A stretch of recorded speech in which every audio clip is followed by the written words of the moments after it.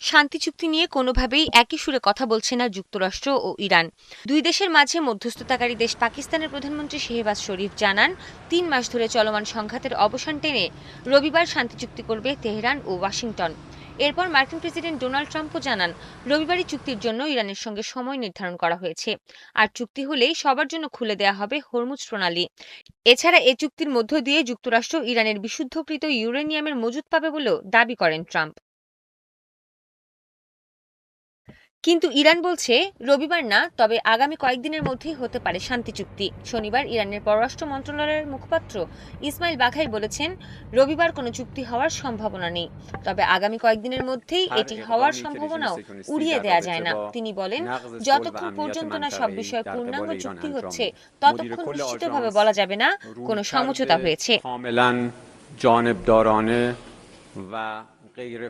এর মধ্যেও থামেনি ইরান ও যুক্তরাষ্ট্রের সংঘাত।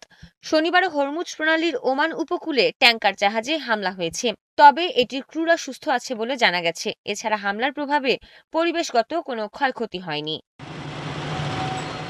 এরই মধ্যে তেহরান ও ওয়াশিংটনের মধ্যে হওয়া চুক্তি না মানার ইঙ্গিত দিয়ে ইসরায়েলের প্রধানমন্ত্রী বেনিয়ামিন নেতানিয়াহু বলেছেন, তার দেশ এ চুক্তির অংশ হবে না। চুক্তি হলেও লেবাননে তার সেনাবাহিনী হামলা থামাবে না বলে জানান তিনি।